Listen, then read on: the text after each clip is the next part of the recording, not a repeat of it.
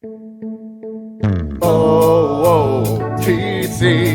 Hey, that's cool. You got a podcast? Well, I didn't know that. That's cool. Now you do. Welcome.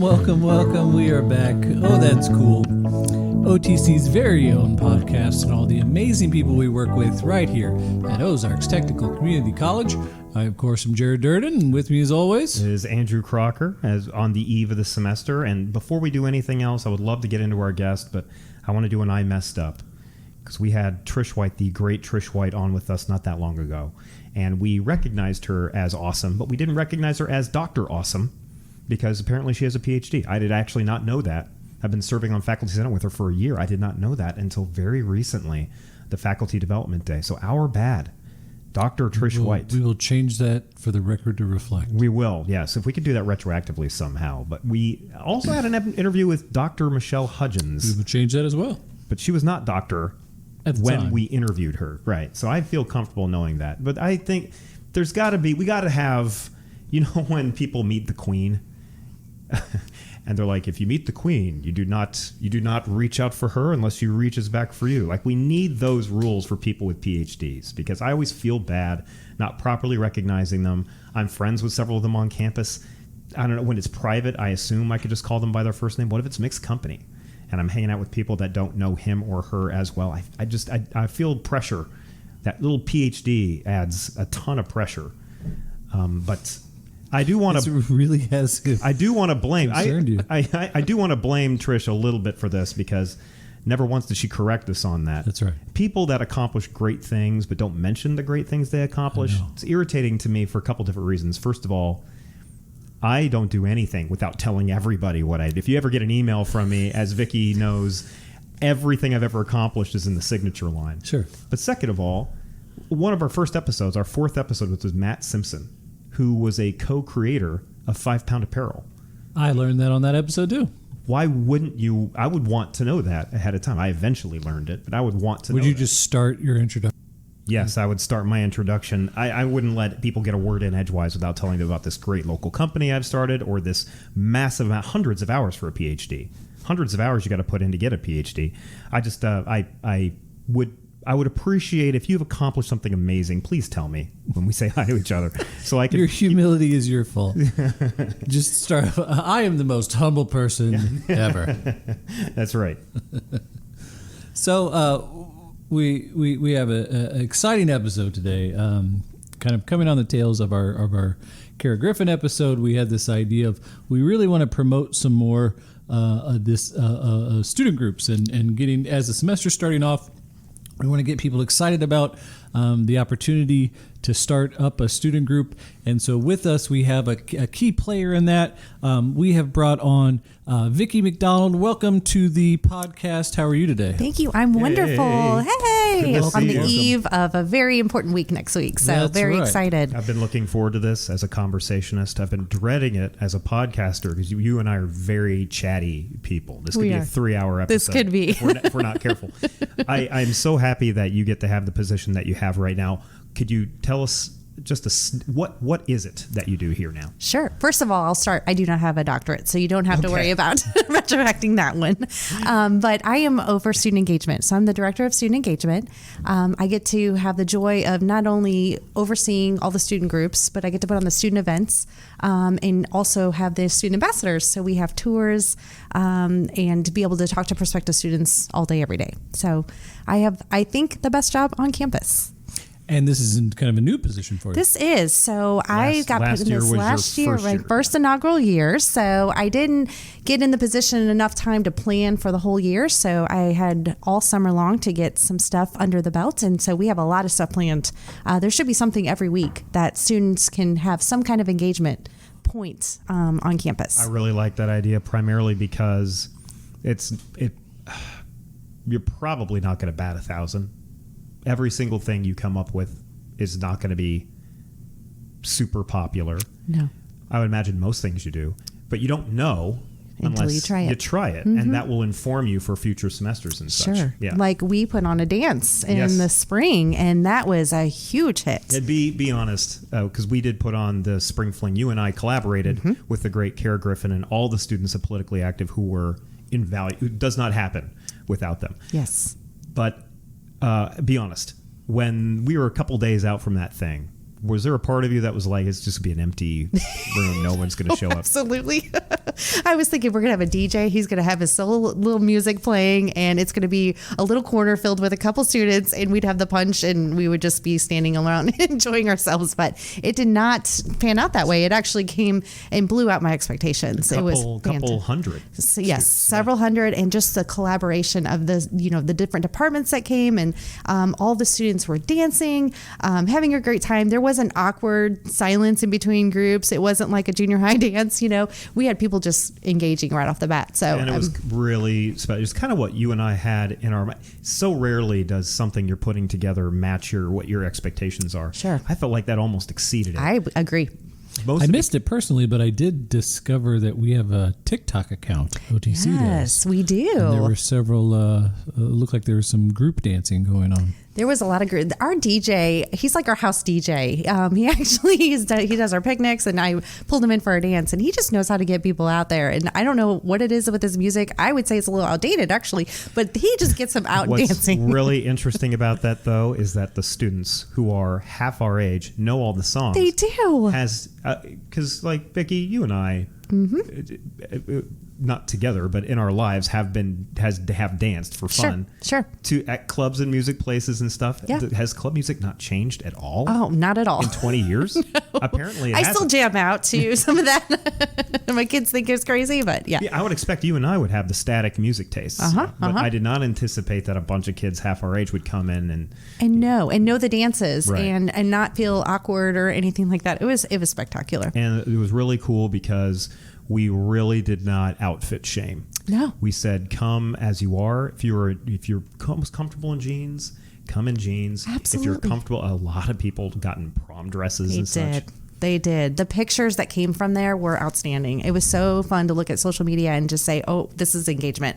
We wrapped it up in 1 year here in that event. Was that the group highlight of your year? What else would you like to prop from the past year that you thought could serve as a template going forward? I think our picnics were fantastic. We stepped out of COVID where at one point we weren't even allowed to have food in any of our meetings. And then suddenly we were having a picnic, and the first picnic that we had kind of out of COVID was spectacular. And then come spring, it always rains. The weather's always terrible in the spring, and it was perfect. It was picture perfect. And our first live episode as well. Yeah, that was great. That was wonderful. And you dropped by us. You graced us with your presence. I did. You graced me with your presence. Having that on campus, during the picnic was so great. And then we had the llamas and the alpaca. I mean, just everything about it. So it was just so cool to see that students really want to have this on campus. I could sit back from my office and think this is what students want, but to see their faces and see them interact with each other, it makes it all worth the while. Can I ask you about that? Because that is really hard to do. Because my job is with my student club is to really get them involved in stuff that already exists, civic responsibility, blah, blah, blah. Your job is to kind of get them to socialize. How does a woman who is not a student age, young yourself, but still not a traditional age student, how do you find out what students that age want? I ask them. Yeah. I have a wonderful group of student ambassadors, and they keep me young. And they actually come up with a lot of the ideas. So I really look at the students' input and want to make sure that I'm doing what they want. Because again, I could tell you, let's do this, and then no one shows up, and it's a waste of money, waste of time, and it is trial and error as well.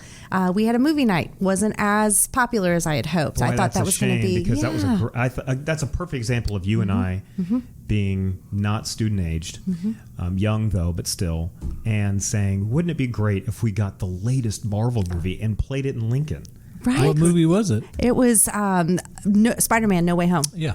Yeah, and it was Lincoln. Right after it came out on streaming, so it wasn't quite ready on DVD. So I thought I was playing it at the perfect time. That's a great idea. It was. But again, that's just you and I not being in step with the campus. Sure. I guess. I mean, I had it on a Tuesday. It was a 3-hour movie, so you either want them to go to school or you want them to come to your event. So I got to be a little mindful for that. So I got to give you props though. You dressed that up. That screen looked great. You had refreshments and snacks. It was like I was at the movie theater. theater. Yes. You guys had a popcorn machine. You guys had a glass case I could buy candy from. It was such a, you nailed that. Oh, thank you. I have no idea why I didn't land better. I really don't. But that's because I'm a 41-year-old man, right? Hey, we like movies too. Yeah. There's no age limit to movies. Jared has said this on an episode before. He was like, children, not that our students are children necessarily, but he was talking about kids at the time. They age you, but they keep you young. Yes. My daughter knows more about social media than I ever will. And so she's 12. I have to ask her. Sure, yeah. But I don't allow her to have it. So I got to be cautious about that too. She's been begging me for TikTok and I'm like, not yet. So. Yeah. How's been the learning curve with being involved? Well, how much of the social media are you involved in? I think that's maybe so I kind of stepped away from that a little bit. Sarah Bargo and her team do that, and we were really doing the TikTok channels for OTC, but they have actually pinpointed some of our kind of common students that are involved in student life, kind of our standout students, to kind of be the pinpoint in the lead on those. So they've taken that and really gone well with it. I've seen a few times they've had like student takeovers and they kind of run the account for a while, which is a great idea as well. It is a great idea. Like I said, giving that student perspective, because again, we get a little bit farther and farther away from it and they know what they want. So I've still kept it at arm's length though, because I don't actually have TikTok downloaded, but I can't say I haven't seen them, nor can I not say that they take up way more time than they should in my life. But it's addicting. I still like, when is a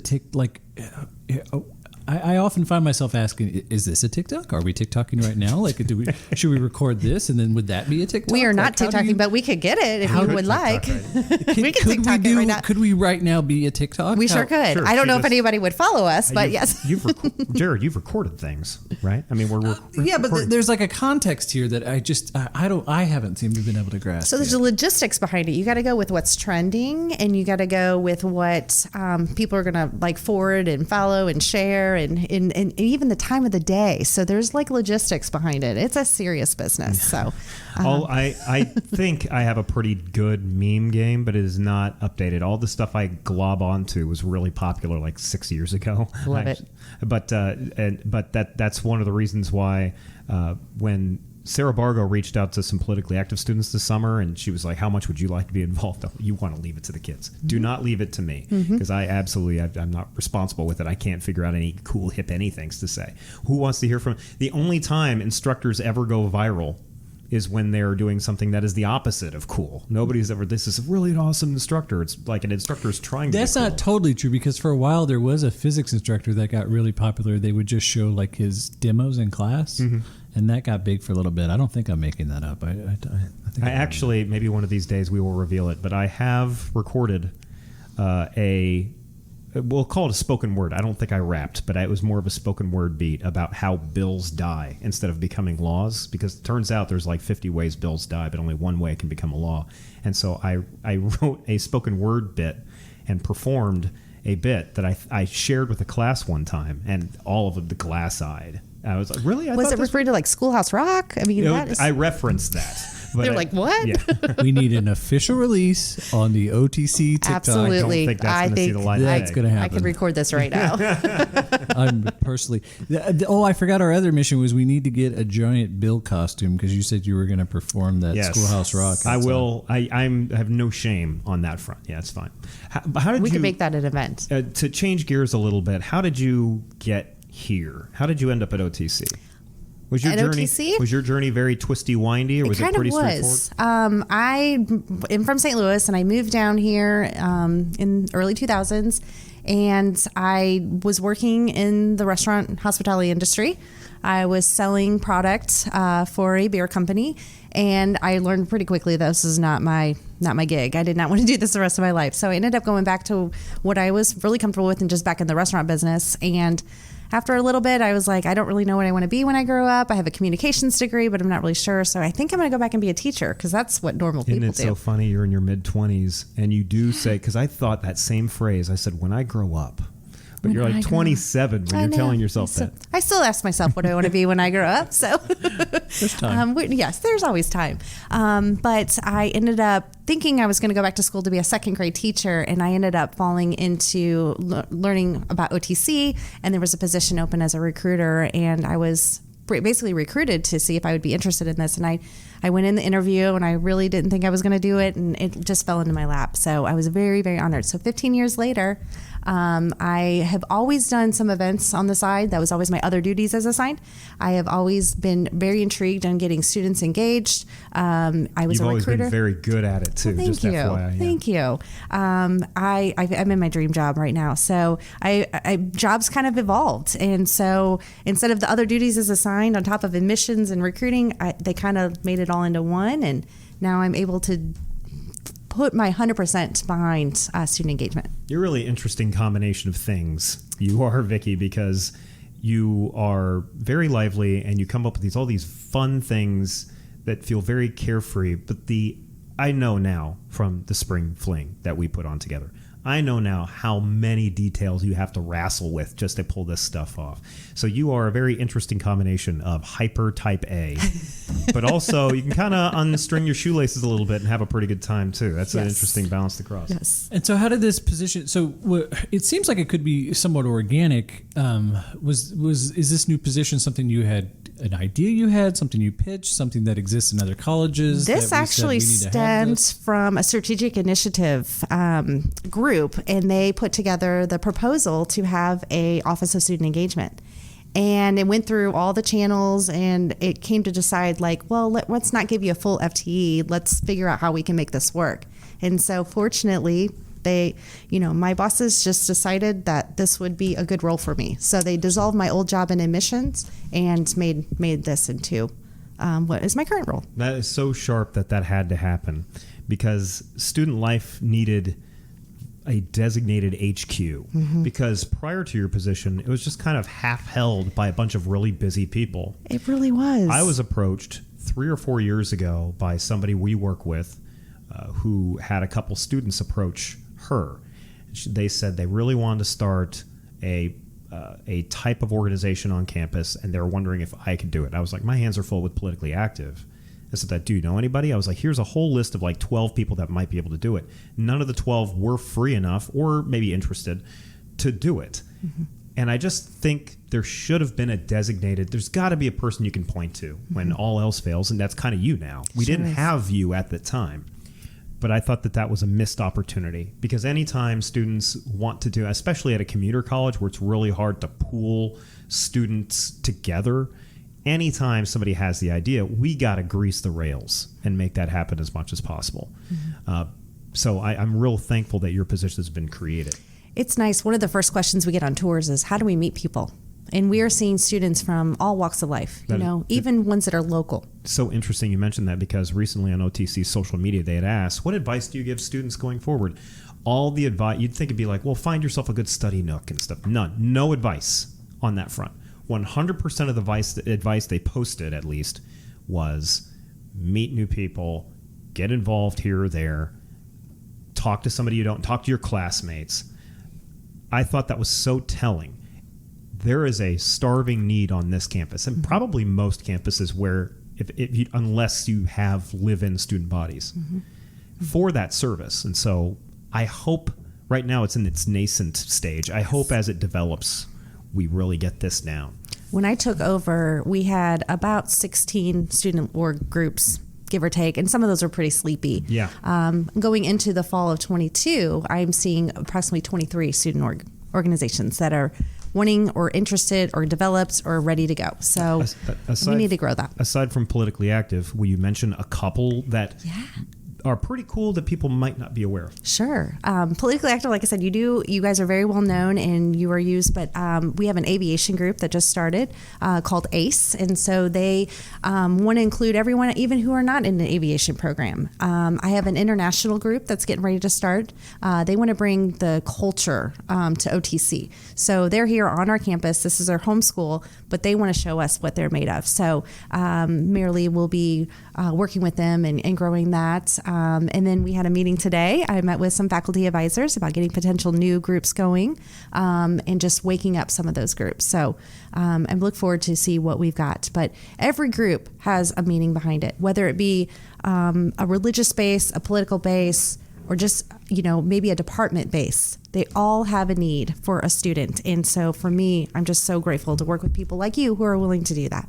And we're going to talk about particularly a new group starting and use that kind of as a way to communicate to everyone how they might start their own student group and what that process looks like. But before we do, just a little bit more about yourself. One question we like to ask is, tell us someone that you look up to, an idol, a role model, someone that has influenced you that you would like to inform our listeners about. Oh, that's a good question. That's a deep question. I look up, may sound cheesy, but my husband, he was the one that I met in the hospitality business, and he is a guy who works hard, and he has pushed me to places that I didn't think I'd ever go. Again, I didn't know what direction I was going to go into, and I see what he's done, and it makes me want to work harder. He runs a company. He's had his own restaurant. He has, traveled the world to do what he's at. But my husband actually is a really big mentor and motivator for me, because I think at one point I wanted to be a stay-at-home mom, and he pushed me. He said, "No, you have a degree. You need to go work." So I think we all need enablers in a positive sense. I suppose enabling is usually associated with, but we all need those. And the closer they are to us, especially spouses, I know this as well. If you have an enabler as just a spouse, since all three of us are married, it just seems like the task you're taking is half the weight. Sure. Because they're in it as well. The risk of your willingness to take risks, your willingness to have things not work out occasionally, I just think it's all rolled in and managed better when you have somebody who's kind of spreading that willpower with you. Yes, and he's not one where we bring our work home. We go home and our second job kicks in with the kids and dinner and all else that as a parent you have to deal with. But he, I use him as a soundboard when needed. And, he's not the one to just throw advice. He listens and he makes sure that I'm doing the right thing. So it's pretty awesome. So we have another important question that we need to discuss. Are you familiar with Gumby? I am. Of course. Are you familiar with Mr. Ed? Yes. Battle to the death. Would you believe some of these people we've asked didn't know who those characters are? In I'm a not battle surprised. to the death. My ambassadors would not know. Yeah. I think the youngest person we've interviewed was Daniel Oganyemi. Oh, yeah. And he was like, who are these? He's like... He didn't know somebody. I forget who we were talking. I was just talking to the other day, and he's just a great guy, but he didn't know somebody, and I was like, oh, man, I'm really old. Yeah. So I can see this. Battle to the death. Who wins and why? I would say Gumby. Gumby. Speaking my language. We've had a run of Mr. Ed stands, so I'm glad that we could finally get some Gumby energy. Yeah. Will you please educate our listeners who are in dire need of understanding why would Gumby win? Gumby just can go in all directions and can do whatever. He can be stretched thin and still produce. So I think that's why I would vote for Gumby. Go Team Gumby. I think the more we've talked about, I will say that some of these Mr. Ed people have worn me down some.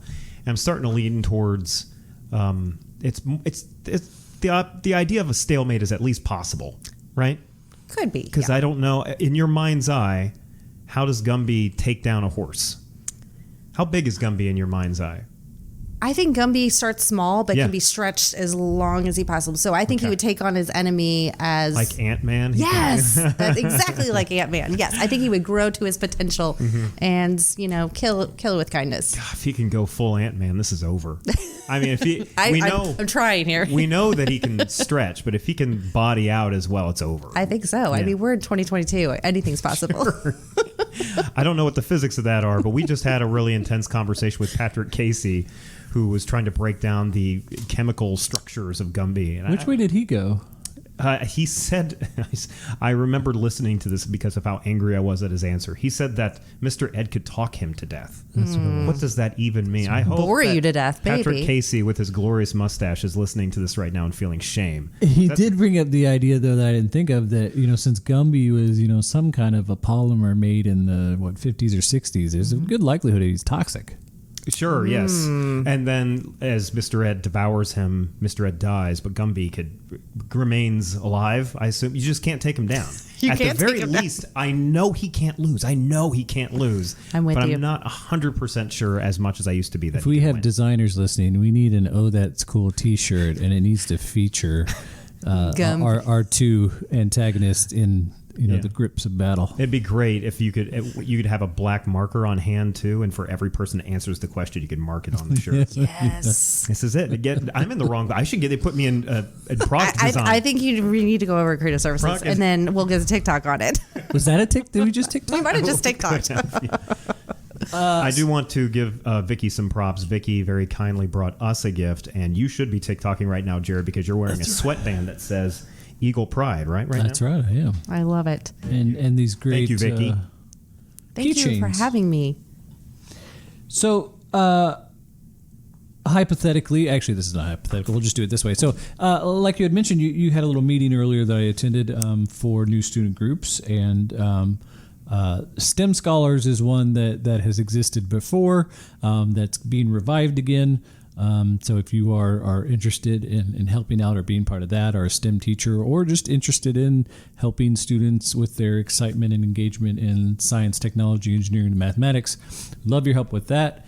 But let's kind of talk through. So I have a new group that I'm starting, and so kind of talk us through the steps that we're going to have to take to start a student group, how your office helps, and kind of what it looks like going forward. Does that make sense? Yes, perfect. So, First of all, thank you for attending today. I hope it was informational.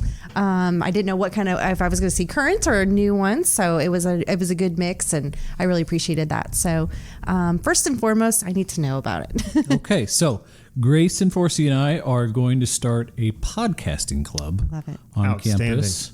And so we want to get students together that have an interest in either behind the scenes or in front of them producing their own podcast. So it'll be it won't just be any ideas that they have that they want to create. We're going to help them create. So basically what we'll be able to offer is, now that Grayson's over in electronic media productions, they're actually building a podcast studio. That's in the works too, which means we'll have kind of a physical space that we could use as well. That's good. Instead of just stealing meeting rooms and classrooms. Instead of just jumping into meeting rooms.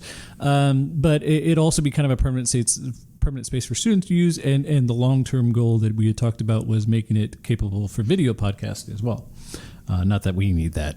I think we're in the right medium. Just wear your sweatband. Yeah. That's right. So anyways, and so our goal then is bring students in, allow them to create content, and then we will host, kind of like this page has a Buzz Sprout web page that then will have all of the different content that they create. So we've got some needs, right? We're going to have some budgetary concerns because that's kind of a yearly cost to host that website. We want to get students engaged. I want to let students know that they're happening. I'm going to have meeting times. What do we do next? Yeah, so contact me. I will request a couple things from you.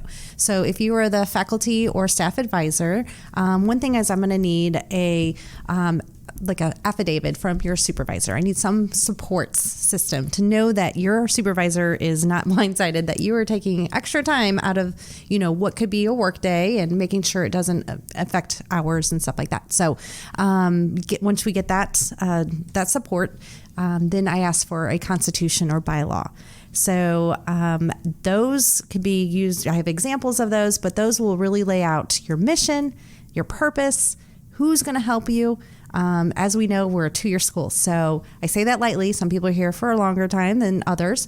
But if you have a great group of students who really want to help you, and then after a year they leave, are you left with all their work? So kind of be cautious about that, but lay it all out now. That way you won't be in that position. So kind of move forward with the process. We had a fantastic cabinet member named Courtney who was on the cabinet last year. And she currently is representing OTC at Disney World, the Disney World program. How cool is that? But she had lots of great ideas for volunteering in the community on behalf of the club. One thing she had suggested that I shot down for the exact thing you mentioned, or I guess it was a collective shooting down, was she wanted to start a community garden here on campus. What a great idea. What a fabulous How do we idea. not have one? But she was going to be gone after a year. And I'm like, well, now I'm in charge of a garden. Yes. I have a garden in my back. We've talked about this before with Pat Peterson. I have a garden in my backyard. It's mostly just we now know it's just a menagerie of insects and worms. But I didn't want to get stuck with that. So that's a very good point that you raise. Is you can't. it's not that you want to say no. You want to say yes to everything and just channel their energy into something that's doable. Yes. Well, while you're both here, let's start there, because you've brought up an issue that might be in some people's minds. You have experience with this in politically active. Yeah. How do you guys handle that? What do you do to plan for that, and how do you continue to have a vibrant club when you know a lot of your students that are so involved are only going to be there for 2 years? Mm-hmm. That is such a great question. And that's something that I think any instructor undertaking a club needs to have a good understanding of. It would be great if you had a handful of students who were hyper passionate and could just carry the club, and you would be a mentor. You'd be operating from the shadows. My friend and first-time podcast guest for us, Jennifer Bump, for a while ran a club at Richwood Valley that was that model. She had a handful of super passionate students that just wanted to volunteer in the community. That's all they wanted to do. They were on it from the get-go. She said it was some work. She said it was a lot of work, but they were driving the bus. With politically active in a lot of clubs, you just got to be really proactive as an instructor. You have to be very proactive to encourage them with ideas, solicit them for as many ideas as you can get out of them. And very importantly, what you guys have both mentioned is there is a churn, just because it's a 2-year school. We have lots of students that are in our club that are certificate. They're getting their certificates. They're here for 14 weeks. We don't get them for long. So what I try to do, and what I try to help the students do, is promote everything we're doing as much as possible through every legitimate avenue. OTC has a calendar. Share it on the calendar. And every semester, Kara and I both reach out to a handful each of students that we think are absolute rock stars, everything the club should be. And 50% of them say yeah. So that is one thing I would encourage you guys to do. If you're starting a club, be prepared to be proactive in recruiting students. That would be great. Every now and then they'll email you and say, I would like to be really involved. Stevie Berry, who was our president last year, as you know Stevie very well, that's what she did. She came to us and she said, put me in your club, please. But other than that, these students, as we talked about earlier in this podcast, they want this experience. When we were planning Spring Fling, a handful of politically active students were kind of talking amongst themselves, and I overheard them saying, this is kind of the first college experience I feel like I've had here. The demand is there, but you kind of have to pull it out of them a little bit. And then after you do that, you can build a little bit of a rapport. A trick of the trade I have learned is your student club, be prepared for it to have 2 tiers. You'll have your first tier is your cabinet. And the better the cabinet, the better the club's going to be, because they're going to do a lot of your legwork. But then after that, open the club as much as possible for the general public to come in. So you do have, the general student body is what I meant to say. So the student body comes in and they flesh out your club, but the heartbeat, the skeleton, is that cabinet. And they're going to keep things interesting, churning, what Vicki and I have been talking about, keep it relevant in ways that we simply can't. And they have been kind of the secret sauce. And over the years, Kara and I have just expanded the cabinet, because there's no reason why we have to have 5 cabinet members if there are 12 people, which there are right now, who are willing to bend over backwards to make the club accomplish stuff. Make room for them. Yeah. So what would you add to that? And in there were some things that came up, how your office is going to start supporting those clubs. Yeah. So Andrew, you hit it right on the head, because the more proactive you are, because these students, they know they want to connect. They don't know how to connect. That's right. So you kind of have to pull it out, just like you said. You have to offer. So the more involved you are with them, it may take a little legwork to have meetings multiple times a week if you have to, or just, that might be extreme, but you know what I'm saying, and just getting them excited. And so if you come to them and say, hey, I want you to come and think of all the ideas, and then don't fulfill those ideas or even entertain anything that they're saying, I think you're going to lose them pretty quickly. My office, though, is here to support in all those ways. We have a website, Student Life, with OTC, and it lists all of our student organizations. We also have it tied to our calendar feed. So if you are having an event, or you're having a fundraiser, or you're having an opportunity for students to meet with your club, we can put that on the calendar. It will feed through that feed so people can see what's happening. That also goes to the buzz. It also goes to the weekly buzz. So it gets a lot of attention whenever you put things on the calendar. So it'll be in the bathroom. It will be in the bathroom. It should be in the bathroom. That's how I get most of my information out of college. I'm not mashing it. It works really well. 100%. Yeah. Timing is the essence for the bathroom. So you have to have it on the calendar quite a bit out. So, but those are the things that our creative services team is looking for, that content. They want to bring that. We want to fill that calendar up. OTC, the common misperception of OTC students in this town relative to other colleges, and you hit the nail on the head.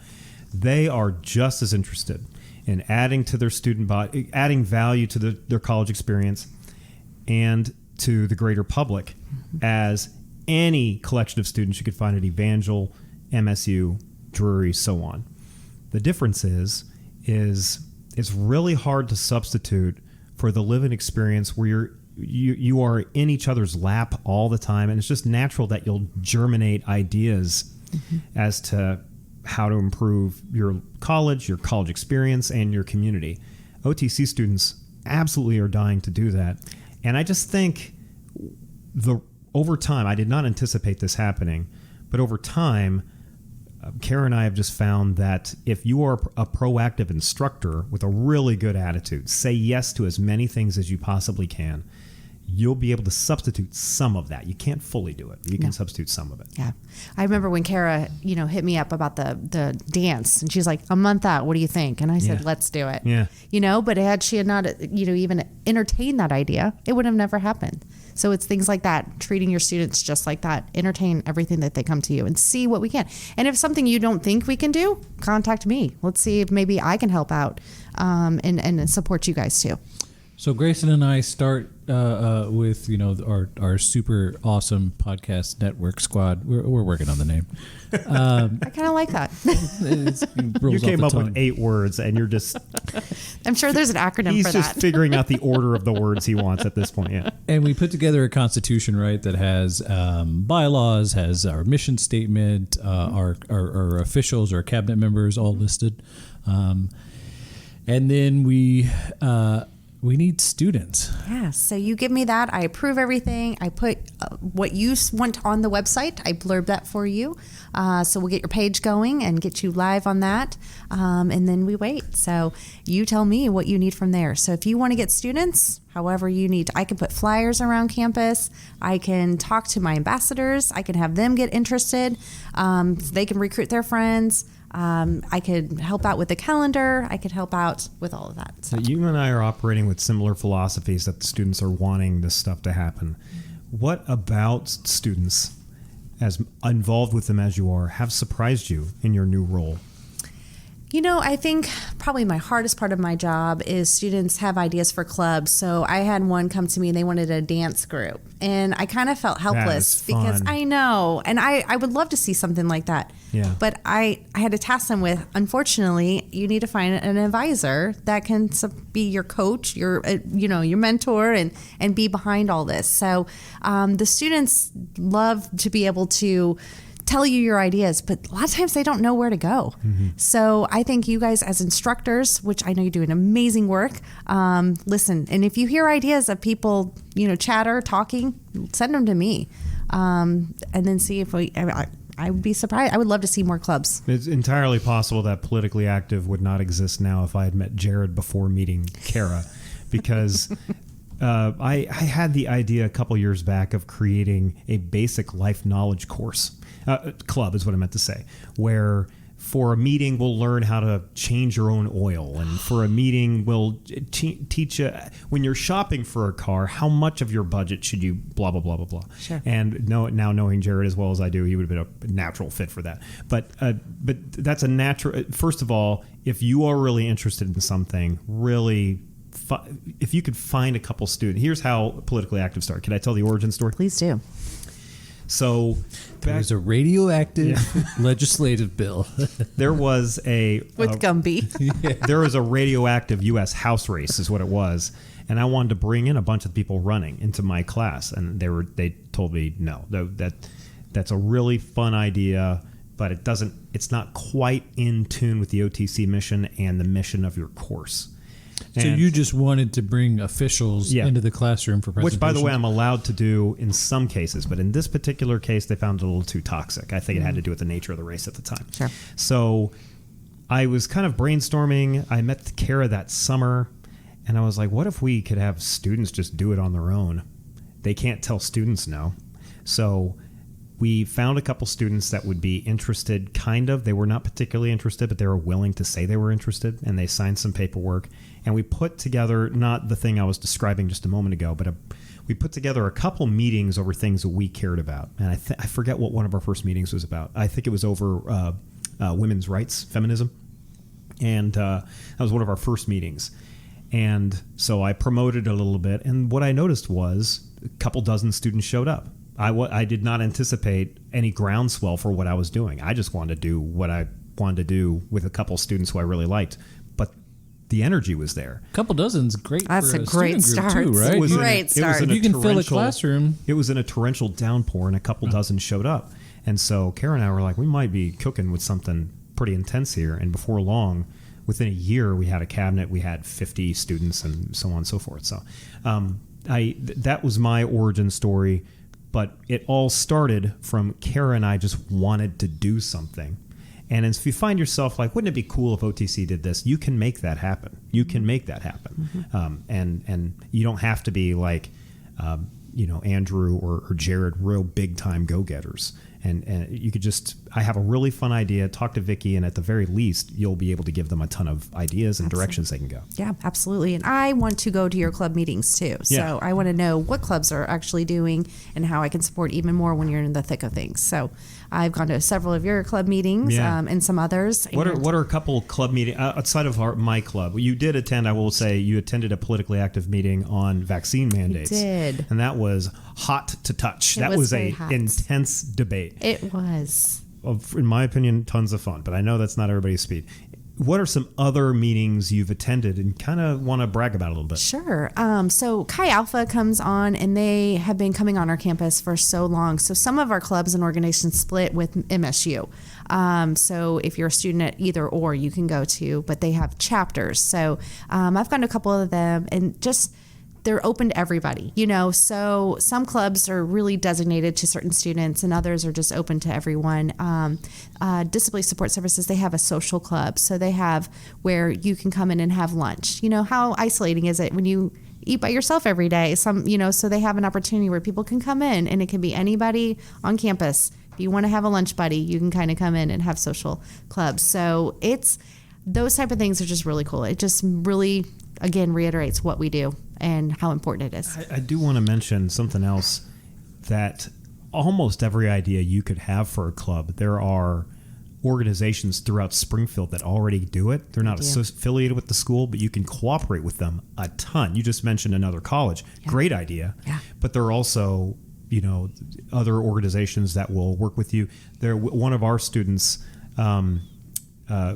is with Abilities First, which is a disabilities organization. They want to get a bunch of their students registered to vote. And so I'm actually meeting with someone from, his name is Sean. I'm meeting with him. Oh, fantastic. Yes. And not next week, but the week after. Yeah. So they've been talking to my club. Awesome. I guess in this case, the right hand didn't know what the left hand was doing, but they wanted to meet with my club and get a bunch of their students registered to vote. That's okay. That's where we're going with that. So he wants to know how we can get to more clubs. So we're meeting. Yeah. And I do get hit up a lot of times for volunteer opportunities. There's like, hey, can you talk to your student clubs? So those type of things, having those open conversations is wonderful. For instance, we're having a blood donation event. I was really interested where the rest of that sentence was going. We're having a blood sacrifice. We're throwing our students into volcanoes. Yes. That was a heck of a place to pause. So sorry. I apologize. It went blank for a second. I think I've chatted too much. But it's been all the day. It's been a day. But we're having a donation day. And so we encourage a lot of the student groups, it's great resume building for them too. If they can hop on to an event or, a community event, if that, they can put it on and then just make connections. So Super Podcast Awesome Squad has students now. We've got advertisement. People know about us. We've got a meeting in the bank. You've come. You've seen how awesome it is. but we've got expenses. Yeah, you do. So do I have to pay out of pocket? Do I No, I make my students give me money? How do we fund this? Yeah, now? please don't do that.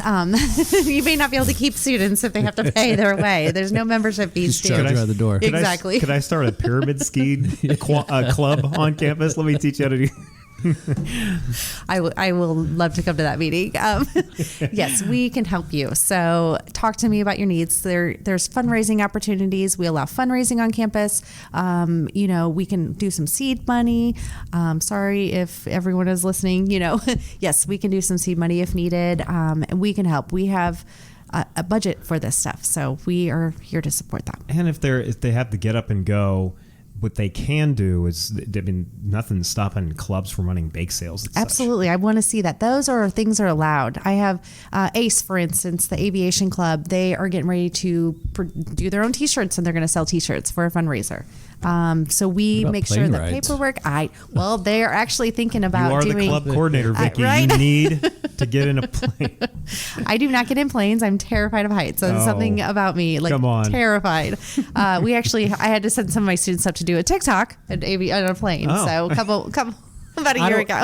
I don't want to overstep my bounds, but I bet people would pay to use like the simulators. Yes, those type of things they're talking about doing. So I think what they were going to do is do kind of a fundraiser to maybe have a plane ride. I know at the picnic they're going to bring paper airplanes. So I'm sure it's build your own paper airplane for a little, donation. So little things like that. Be creative with your fundraisers. Bake sales are great, but that's not the only thing you can do. So. Very love cool. the ideas. And so we're looking at around 23 new clubs, you're saying? Yes. I had talked to several who have come through the rotation this summer. And so with the existing clubs, unless some of them decide not to continue, we'll be sitting at about 23. My goal is to see 30. There was a really cool, I'd read about, I want to give a little bit of love to Saab here at OTC, the student. What's Saab stand for? Student African American Brotherhood. Because we had Kendrick Edwards in that same episode that you stopped by, and Kendrick Edwards is the OTC president chair of the Saab chapter here at OTC, or the OTC chapter of Saab. However, that phrase is supposed to work. And he recently spoke at the school board when they were debating re-upping Saab funding for another year, and I was just so proud of the guy. And I think it speaks to him first and foremost. It speaks to Kendrick, but second of all, it speaks to OTC really providing a platform for these kids to be realizing something that they think is really important to them, and very important. And I think Kendrick would be the first to say this: connecting with a mentor. Yes. Because whoever, I don't know that gentleman that he works with at that organization now that their headquarters is here in Springfield, but he has been so influential with Kendrick and many other young guys, and that's just as valuable with these clubs as anything, is connecting them to instructors that you have a lot in common with, that you have the same passions for, and they kind of end up having a mentor-mentee type relationship. Stevie Barry is very close with Kara Griffin, very close. You can see why. They're both the same person, right? They are. And you can really build really close relationships that way. Yes. And I still communicate with Garrett Moeller, who has been with the club since the start, has since moved on to MSU. Garrett, wonderful, kind, great guy. And so it's not only beneficial for the students, and I think you and I are talking a lot about the students, it is incredibly rewarding for the instructors that do it. Absolutely. And I speaking of Stevie, I've hired student ambassadors because of their involvement with the school. So if that tells you something, that just goes to show, that they make such an indention in the entire college that they're noticed. Yeah. Their involvement. So even if you're not starting your own club, we want to suggest and kind of push a little that you see what clubs already exist that you could maybe be a part of. Yes. Be a good example for your students, kind of modeling that behavior, and providing any support you can to help them be engaged. I also have a challenge for our listeners. So as we like this. As we get going, I want to remind you a couple of things. So if you go to if you're faculty and you're on the faculty Facebook page, we post our episodes there, and there's a way for you to kind of interact with us there. But there's also now in Microsoft Teams Teacher Talk. And so if you go to Microsoft Teams, you can join. And within that are different channels. One of those channels is the Oh, That's Cool podcast channel. And so on that channel, you can kind of interact with us, talk to us. You could tell us what you think about us. You could tell us what we can do better. You can tell us who you think we should have on. You can tell us you want to be on. Yes. And you can also tell us whenever you do something that we suggest in an episode. And so what I want to push you guys to try out in engaging with each other and getting to know each other is I want to challenge our listeners to invite 1, 2, or 3 people you don't know to have lunch with you. Somewhere in the building, right? We've got all these spaces. We've got a couple of... we have new spaces now with the new PMC. spaces. We got Lots of new windows. spaces in PMC, We so do. maybe get a group of people together and go have lunch there. There's spaces in the NKM, IC, all over the place. So and then tell us about it. So who did you have lunch with? What did you guys talk about? And what do you think of the podcast? And so that's our running challenge right now. Great challenge. It's a good one, right? I'm gonna take you up on that. All right, someone you don't know, and you can bring someone along that you do know if that makes you feel more comfortable. But invite 1, 2, or even 3 people that you don't know to have lunch to tell about. We'll all do the same, and we'll let you know how that went. So just a ton today. We can't thank you enough for coming on. This isn't the first time we've spoken with you, but we learned a lot about what you do and how you can help us better serve our students here on campus. And so, Andrew, I didn't know that. I did not know that either. Now you know. Thanks so much. Thank you, ma'am. Don't go anywhere just yet. I've got one more announcement, and this one's a big one. This weekend, September 10th through the 11th, in downtown Springfield, an event called Mid by Midwest is happening. Why am I telling you? Because our very own Megan Rosen is a organizing team member and an artist at the event that has gotten us, OTC employees, a special discount if we use the code MX20. It's a huge event. It's going to have not only art installations happening live, they're going to be putting up these murals downtown, but also live music, vendors, a skate park, beverage tents, food, and so much more. And there's also going to be a lot of your fellow employees. So I want to throw in one more challenge, and that is to find someone that works at OTC when you're downtown at this event. Take a picture with them and post it on the Facebook page for faculty. Post it on the Teams page for Oh That's Cool, or hashtag it Oh That's Cool, and let us know that you're out and about and saying hi to each other and checking out the great art. Have a great weekend, and we'll talk to you soon.